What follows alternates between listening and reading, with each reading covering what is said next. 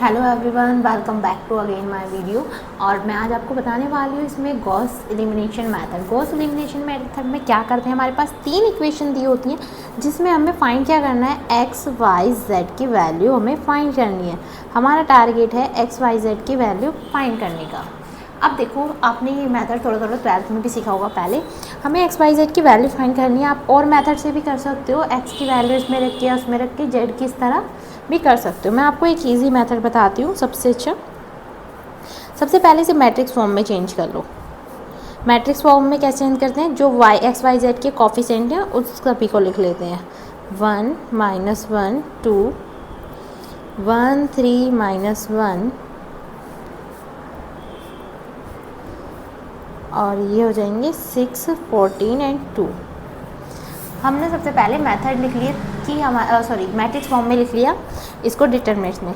अब हमारा टारगेट क्या है, हमारा टारगेट है हमें इन तीनों टर्म को ज़ीरो में चेंज करना है। ये तीनों टर्म ज़ीरो में बनानी है। आपकी चॉइस है, आप इसे लोअर ट्रायंगल भी बना सकते हैं, अपर ट्रायंगल भी। इन तीनों को भी ज़ीरो बना सकते हैं सेम किसी भी मेथड से कैलकुलेशन। हमें इन तीनों को ज़ीरो बनाना है। अब सबसे पहले आप इस चीज़ को समझो कि ये R1 है, ये R2 है एंड ये R3 है। इस तरह रोज़ है एंड ये कॉलम 1 है, कॉलम 2 है, कॉलम 3 है। अब मैं R1 पे अप्लाई मतलब कि मैं रोज़ में वर्क करने वाली, रो पर। आप कॉलम पे चाहें तो कॉलम पे भी कर सकते हैं, ये आपकी पर्सनल चॉइस है। अब यहाँ पर मुझे इन तीनों को, मेरा टारगेट है इन तीनों को कैसे भी करके ज़ीरो बना दूँ। इसे आपस में कैलकुलेट करके, प्रॉपर्टी जैसे कि आपने डिटरमिनेंट में पढ़ी होंगी कि आपस में कैलकुलेशन काफ़ी ईजिली हम कर सकते हैं। तो अब मेरा टारगेट क्या है, यहाँ पर सबसे पहले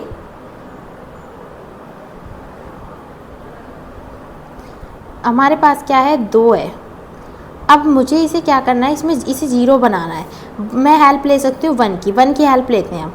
तो हम ऐसे सोचेंगे, हमारे पास 1 है, 1 में ये प्लस का है, इसमें ऐसा क्या माइनस करें, x मान लेते हैं कि ये ज़ीरो हो जाए।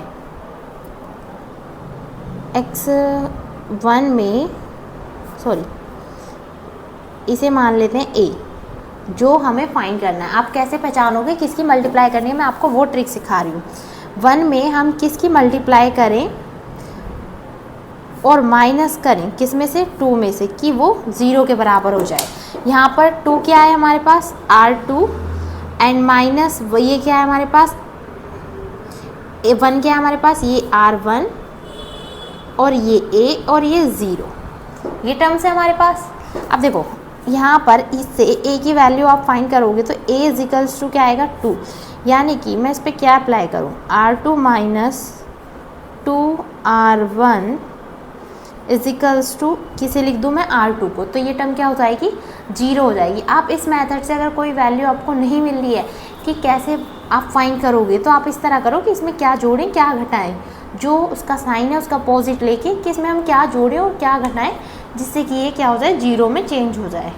तो यहाँ पर मैं ये ऑपरेशन अप्लाई करने वाली हूँ, R2 में चेंजेस करूँगी, R2 minus 2R1। Same R3 के लिए करते हैं, R3 में चेंजेस करेंगे, R3 माइनस R1। ये तो नॉर्मल भी पता चल रहा है, 1 में से 1 को घटाएंगे तो ये टर्म ज़ीरो हो जाएगी। तो इतना इसे कैलकुलेट करके जो तीनों टर्म्स आएंगी वो हमारे पास क्या आएंगी, सबसे पहले इसे कैलकुलेट करके देखो, 2 माइनस 2, R1 में तो हमें कुछ चेंजेस करने ही नहीं है तो हम उसे डायरेक्टली लिख देते हैं। ओके,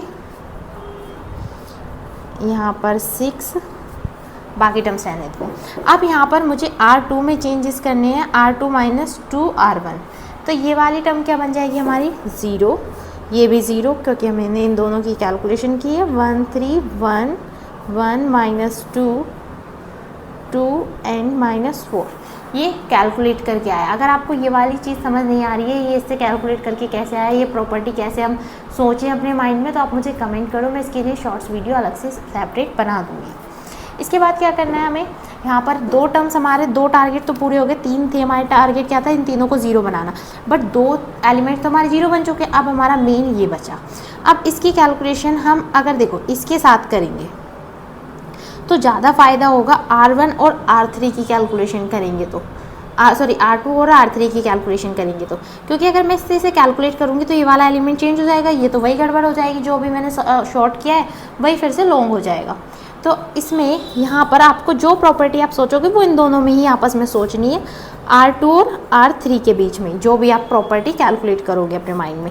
तो यहाँ पर मैं नेक्स्ट प्रॉपर्टी लगा रही हूँ, R3 में चेंजेस करेंगे हम, R3 minus 1/3 R2।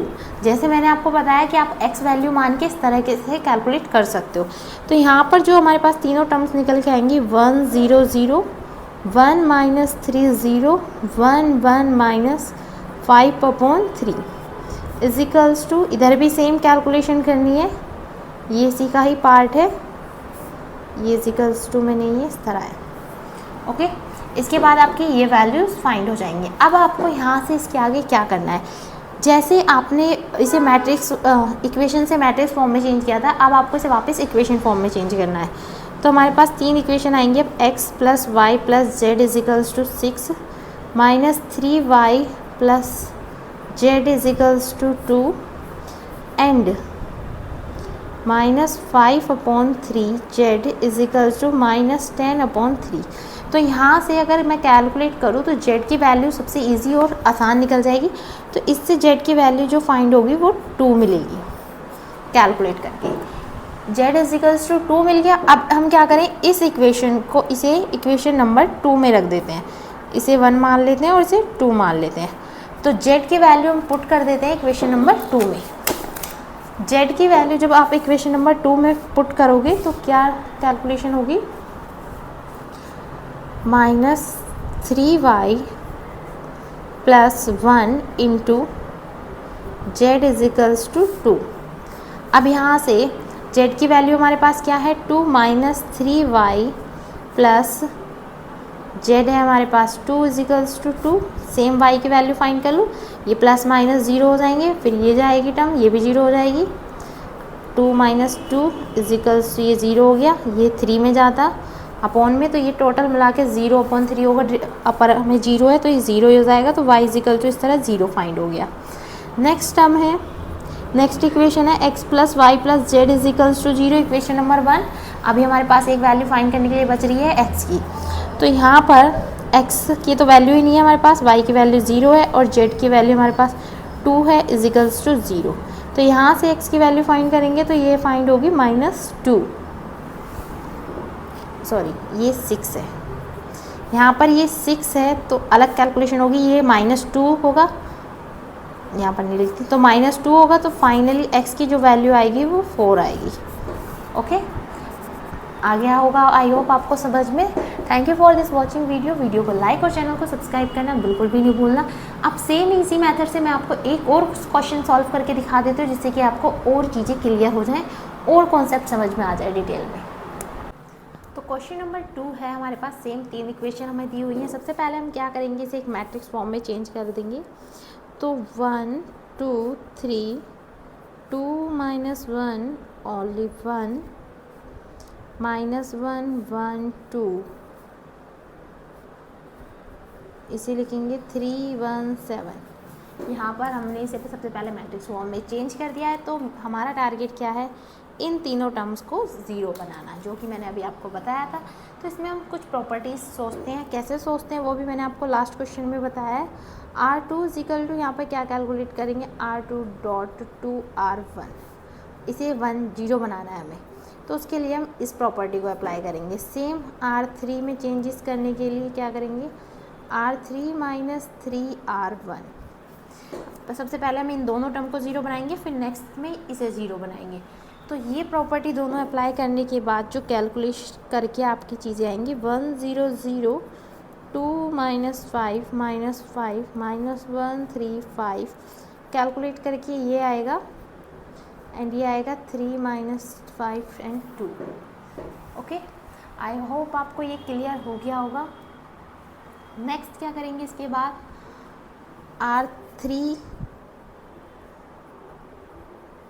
R3 minus R2, इस तरह, इसे इस तरह सॉल्व करोगे, देन ये वाली टर्म भी हमारी क्या बन जाएगी, 0।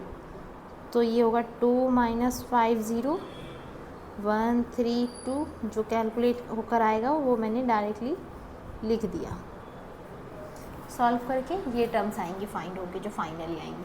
अब सेम इसे हम फिर से क्या करेंगे, इक्वेशन में चेंज करेंगे। तो यहाँ पर क्या इक्वेशन बनेगी, x2y plus Z is equals to 3 minus 5y plus 3z is equals to minus 5, 2z is equals to 3। तो z की वैल्यू यहाँ से फाइंड कर लो इक्वेशन नंबर 3 से।